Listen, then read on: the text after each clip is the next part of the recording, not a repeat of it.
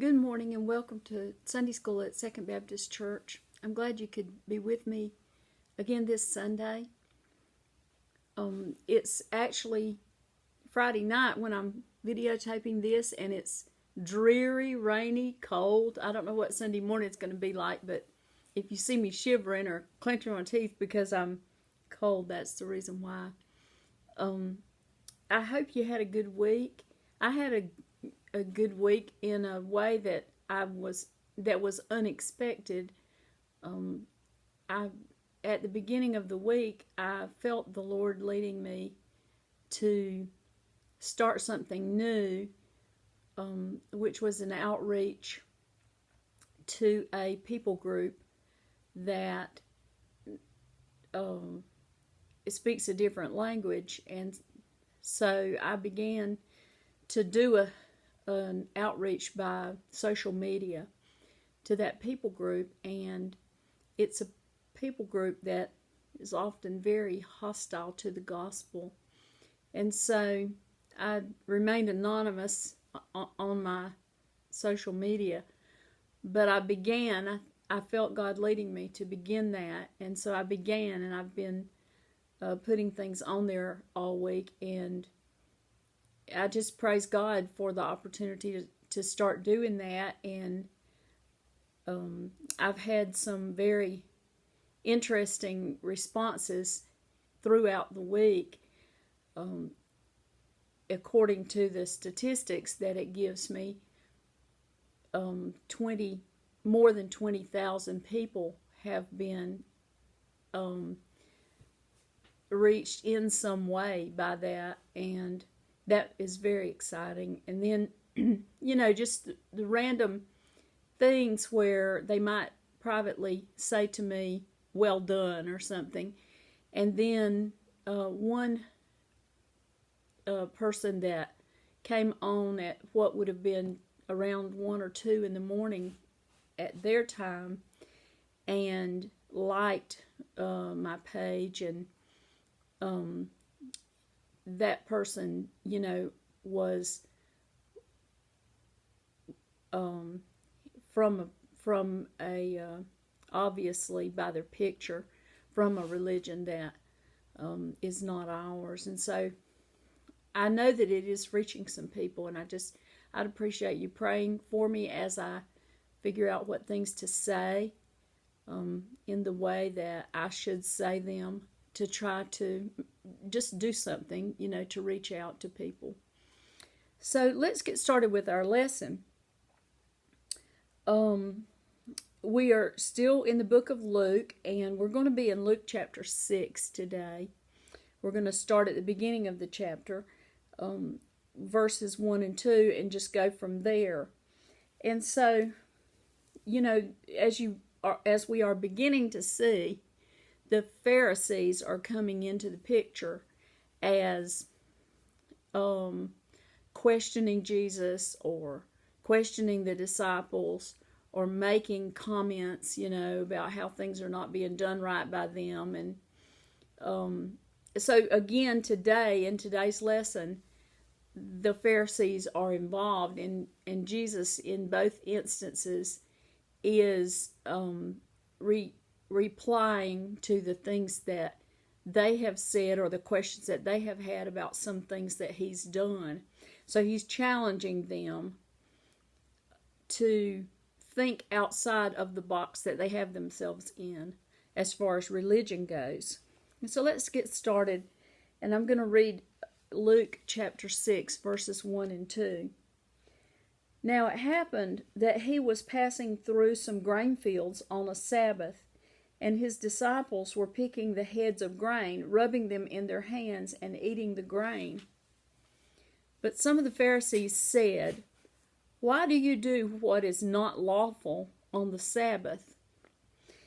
So the Pharisees, I suppose, are following along at this point and watching everything that happens. And the disciples, are picking the grain, rubbing it, and eating some of the grain as they pass through. And this was not wrong for them to do that, because according to the laws of the time a person who's traveling through, it would be fine for them to pick and eat an apple off the tree, or, like this, a little bit of grain or something like that. It was lawful to do that.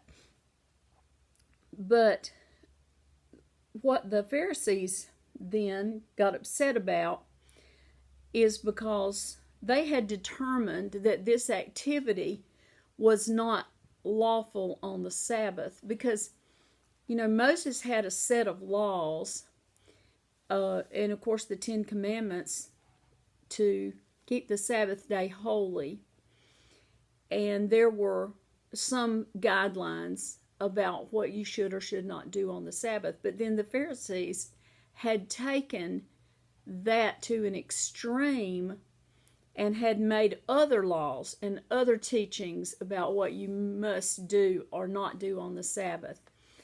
And I used to know quite a few of those. I've forgotten them over the years, but I know it was like the distance that you could walk on a Sabbath day was only a certain number of steps, or a certain distance that you could walk without it being counted as working on the Sabbath, and other things like that, that got down to the trivial pursuits, I guess you might say, of things that you could or could not do on the Sabbath. And so they determined that the disciples, by harvesting these little bits of grain that they were eating, were working on the Sabbath. They were gleaning on the Sabbath. Now, you and I both know that they were not harvesting a crop on the Sabbath, but yet the Pharisees were trying to make something out of it. And so they jumped on that, and began to pick at it. And like I said, the only way they could have picked at that is if they had been following along, watching everything that was being done. And so Jesus replies then, and this is what he said in verses 3 to 5 of chapter 6. And Jesus answering them said, "Have you not even read what David did when he was hungry, he and those who were with him? How he entered the house of God and took and ate the consecrated bread, which is not lawful for any to eat except the priests alone, and gave it to his companions. And he was saying to them, the Son of Man is Lord of the Sabbath." So he refers back here to a story of a time when David was being pursued by his son, and his son was attempting to kill him, and he and his companions were out and did not have food, and they went into the temple, and the priest gave them the bread to eat, which was the consecrated bread that was put onto the little altar every day before God, and they ate that. And so Jesus is reminding them of that story in their history, which the Pharisees would have known very well. And he said, "Have you not even read?" Obviously they would have read that, and they would have known that story very well. And then the final statement that Jesus made there was, "The Son of Man is Lord of the Sabbath." And so he is trying to teach the Pharisees, or trying to challenge them, I guess, that there are things that are more important or more urgent than the little petty laws that they had made for themselves concerning the Sabbath. There are things that are more big picture and more important. And, that the picking of these little bits of grain and eating those was insignificant compared to what the Sabbath is really all about. Now let's read on in that same section, and we'll see another instance, which was also on a Sabbath. And so I'm going to read verses 6 and 7. On another Sabbath, he entered the synagogue and was teaching, and there was a man there whose right hand was withered. The scribes and the Pharisees were watching him closely to see if he healed on the Sabbath, so that they might find reason to accuse him. So they were watching Jesus to see what he was going to do on the Sabbath. And it says there was a man there whose right hand was withered. You know, did they put the man up to asking to be healed on the Sabbath? Was this staged? Or did it just so happen that they saw the man going in and began to question, okay, what's he going to do about that, you know, here on the Sabbath day? And so they were carefully watching Jesus now, and to try to catch him, I guess, in doing a wrong thing that they considered to be a wrong thing. And then in verses 8 and 9, let's read those. But he, Jesus, he knew what they were thinking. And he said to the man with the withered hand, "Get up and come forward." And he got up and came forward. And Jesus said to them, "I ask you, is it lawful to do good or to do harm on the Sabbath, to save a life or to destroy it?" So, couple of interesting things in this part to me. One of them is similar to the story that we had last week, because Jesus knew what they were thinking. You know, it's re-emphasized over and over again that he not only could hear their words and observe their body language or whatever, but he actually could know their thoughts and the intents of their heart. And so he saw what they were doing, or he could tell what they were thinking, and about the man and the whole little scene there. And so he called to the man, "Get up and come forward." And then he asked them a question, and it reminded me also of what we had the last time, where he had asked the question to them with the paralyzed man. You know, he asked them, which is easier, to say that your sins are forgiven or to say get up and walk. And so he's asking them a question again now. And he says, is it lawful to do good or to do harm on the Sabbath, to save a life or destroy it? And, you know, so he's challenging them. And honestly, the answer is obvious. You know, it's better to do good on the Sabbath than to destroy a life or harm someone on the Sabbath. But anyway, he is challenging the Pharisees through this action, the scribes and the Pharisees who were there. Now let's read verses 10 and 11. After looking around at them all, he said to him, to the crippled man, "Stretch out your hand." And he did so, and his hand was restored. But they themselves were filled with rage and discussed together what they might do to Jesus. So he looked around at them all. I think that it's interesting that Luke put that in there, because I think everything that he wrote down would be significant in trying to record the story as it happened. And when he said he looked around at them all, I feel like it was more than just a glance, or he would not have said it.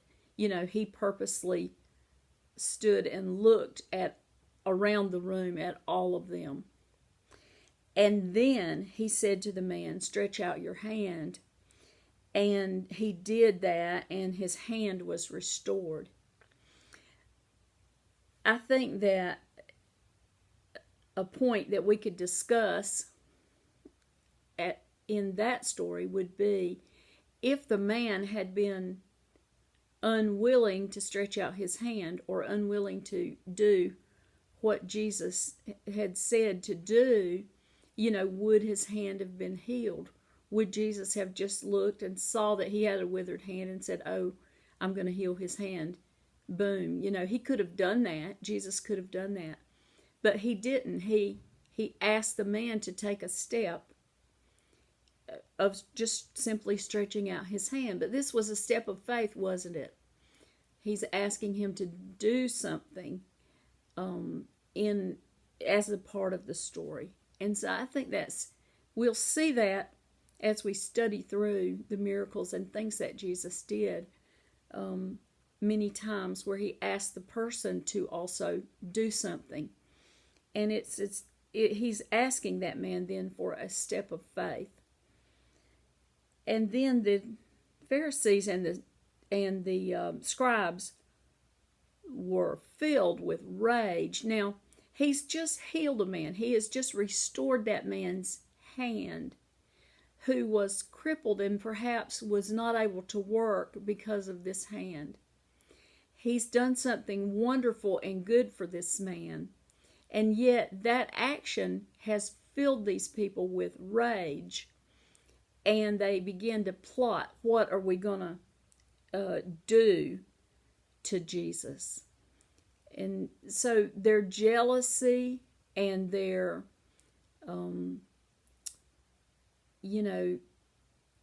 disrespect for him, not wishing to acknowledge the miracles that he was doing, it's all beginning to come out now, and they're showing their true colors, because they would have rather that man stay crippled for the rest of his life than for Jesus to do that, and people begin to respect Jesus even more. And that's really something for us to think about, isn't it, in our lives, to be very careful that we don't also get into a spiteful scenario like that with other people, where we would rather see someone suffer and continue to suffer than for our enemy to look good in the eyes of another person. And that, you can see how that might easily happen, and we have to be careful about things like that. I was trying to think about these two stories because they are similar. Both of them happened on a Sabbath, not the same day, because Luke said another Sabbath. But they both happened on a Sabbath, and Jesus is challenging the Pharisees about what can or cannot or should not happen on a Sabbath, because they had such a set of rules that they had made. And it reminded me, I was trying to think, what are modern day examples of this that we might do without even thinking about it, to keep our rules that we have set for the Sabbath, our rules for Sunday or whatever, Sunday conduct, I guess you might say, that we do a similar thing in a way. One thing that came to my mind was an incident that happened more than once in Nigeria, where, for whatever reason, and one time it was a wedding.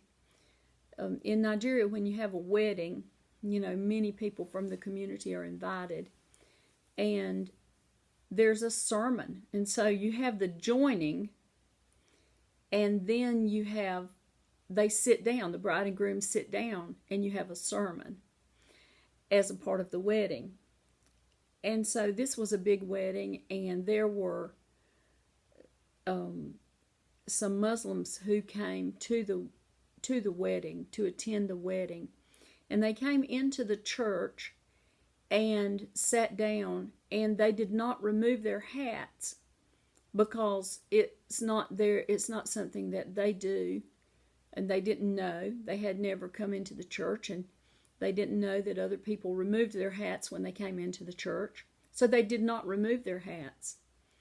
And so someone came over to them and said, "You have to remove your hat to be in the church." And they said, "Well, we don't want to remove our hats." And this person, from the church said, "Well, you have to. You have to remove your hats." And they got up and left. And when I heard about that, I was really upset because I thought, this may have been the one opportunity that those people had to listen to a sermon. It may have been the one opportunity that pastor had to speak to them and to share something from the Bible. And yet they had been driven away over the wearing or not wearing of a hat. I mean, that's ridiculous. It's ridiculous. But it's no more ridiculous than these stories that we have just read. And I don't know about here, in our church. Let's think about our church. What if someone did come in and had on, let's say, a big cowboy hat, I don't know, a baseball hat, and came in and sat down and did not remove the hat inside the sanctuary? Would someone in our congregation feel so outraged by that they would feel compelled to get up and go and tell that person to take off their hat? I just wonder, I would like for each one of us to examine ourselves and to think about things like that, and to consider that when a person comes to worship with us, we should be happy and thrilled that they have come and that they're willing to listen and learn something. And really and truly, no matter what they have on their head or any other part of their body, we should just overlook that and be happy that they have come and are willing to come and listen.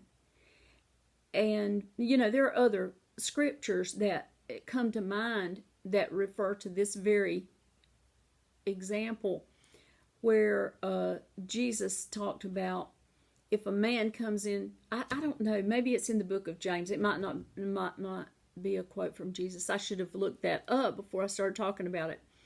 But where it says, if a man comes into your assembly wearing fine clothes and you make a big deal over him and put him on the front row, and then another man comes in with raggedy, dirty clothes, and you either tell him to leave or sit him on the back row, what have you done? And so it is something for all of us to think about in our worship activities, but in other ways in our lives, because a small thing like that can be a big barrier to someone listening to the gospel. And we want to minimize the barriers as much as possible. We want to overlook some things that we could easily fight back against. Just like I had to overlook some things this week with the new social media thing that I did. As I began to post scripture there, it was like I took a stick and stirred a bucket of snakes or something. The horrible, horrible comments that were made, and the blasphemous things that were said about the scriptures that I posted. And I had to really pray and think about my response to those things as to whether I would make any response, or if I was just going to plow through and let God sort that out. And that's what I chose to do. I found out a long time ago, you're not going to change what someone believes by attacking their beliefs. And so if we lift Jesus up, then he will draw people to himself. And so that's the word that I want to leave with you today. And I pray that during this week ahead, we can think about, and there may be other examples that come to your mind. I would love to hear from you and know what those examples might be, of things that we do without thinking about how that may put up a barrier to someone hearing the gospel. Thank you for listening, if you've listened this long, and I appreciate you being with me, and I look forward to seeing you next week. Next week, we are going to go back and insert that lesson that we skipped. And I apologize greatly because I did not look and see what page that was. But it is page 73 in my book, but it's Luke 27 to 38. So it's in the latter part of this chapter 6. Luke chapter 6, verses 27 to 38. So if you just read on from this portion that we've read today at the beginning of Luke, read on to the end of the chapter, then you'll be up to speed for next week. And I look forward to seeing you then. Thank you.